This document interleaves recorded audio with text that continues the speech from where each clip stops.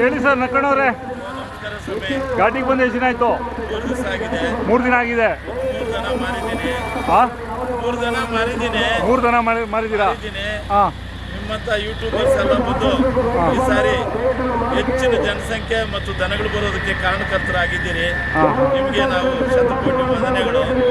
ಇಷ್ಟಾಗಿ ಹಳ್ಳಿಕಾರ ಪ್ರೇಮಿಕರು, ಹಳ್ಳಿಕಾರ ಪೋಷಕರು ಅನೇಕ ಜನ ಬಂದು ಇವತ್ತು ಒಬ್ಬರಿಗಿಂತ ಒಬ್ಬರು ಹೆಚ್ಚಾದ ಒಂದು ಅಂದ ಚಂದ ದನಗಳನ್ನ ತಗೊಂಡು ಬಂದು ಪ್ರದರ್ಶನಕ್ಕೆ ಇಡ್ತಾ ಇದ್ದಾರೆ. ಭಾರಿ ಸಂತೋಷ ಸರ್.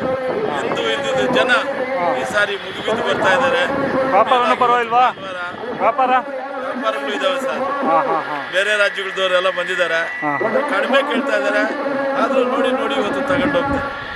ಇಷ್ಟಾಗಿ ನೋಡಿ ಸರ್, ಇವತ್ತು ಹಳ್ಳಿಕಾರ ಕ್ರೇಜ್ ಹೆಂಗಿದೆ ಅಂದರೆ, ಹೆಣ್ಮಕ್ಳು ರೈತರನ್ನ ಮದುವೆ ಮಾಡ್ಕೊತೀವಿ ಅಂತ ಹೇಳೋ ಕಾಲ ಬರ್ತಾ ಇದೆ.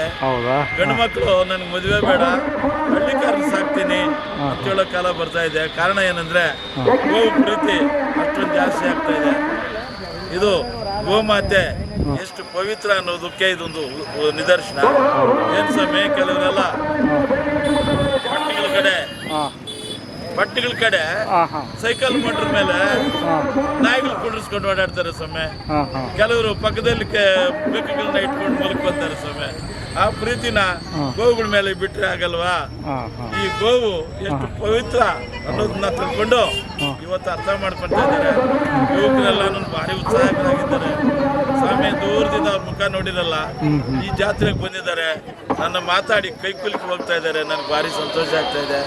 ನಾನು ಹೇಳ್ತಾ ಇದ್ದೀನಪ್ಪ, ನಾನಲ್ಲ, ನನ್ನೆಲ್ಲ ಈಚೆ ತಂದಿದ್ದು ಯೂಟ್ಯೂಬರ್ಸು, ಗಿರೀಶು ಹಳ್ಳಿಕಾರ್ ಇರ್ಬೋದು, ಅಥವಾ ನಾಗೇಶ್ ಇರ್ಬೋದು, ಮೋಹನ್ ಇರ್ಬೋದು, ಇಸ್ಮಾಯಿಲ್ ಸಾಹೇಬ್ರು ಇರ್ಬೋದು, ಇವರೆಲ್ಲ ಸೇರಿಕೊಂಡು ಈಗ ನನ್ನ 70ನೇ ಇಳಿ ವಯಸ್ಸಿನಲ್ಲಿ ನಾನು ದನ ಕಟ್ಟೋದಕ್ಕೆ ಅವರು ಪ್ರೇರಕರಾಗಿದ್ದಾರಪ್ಪ. ನೀವು ಬರ್ರಪ್ಪ, ಘಾಟಿ ಜಾತ್ರೆಗೆ ಬನ್ನಿ, ಮದುವೆ ಆಗ್ತದೆ, ಒಳ್ಳೆ ಪ್ರತೀತಿ ಸ್ಥಳ, ಲಗ್ನ ಆದರೆ ಮಕ್ಕಳು ಆಗ್ತಾವಪ್ಪ ಅಂತ ಪವಿತ್ರ ಜಾಗ.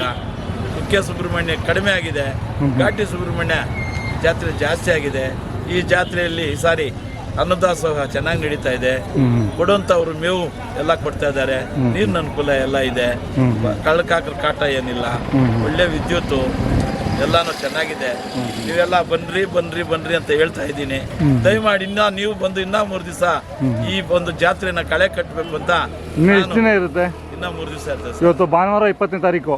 ಸರ್, ಎಷ್ಟನೇ ತಾರೀಕು ಇವತ್ತು? 14 ಸಾರಿ 14ನೇ ತಾರೀಕು ಇವತ್ತು. ಇನ್ನು 17ವರೆಗೂ ಇರುತ್ತಾ? 18ನೇ ತಾರೀಕುವರೆಗೂ ಇರುತ್ತೆ.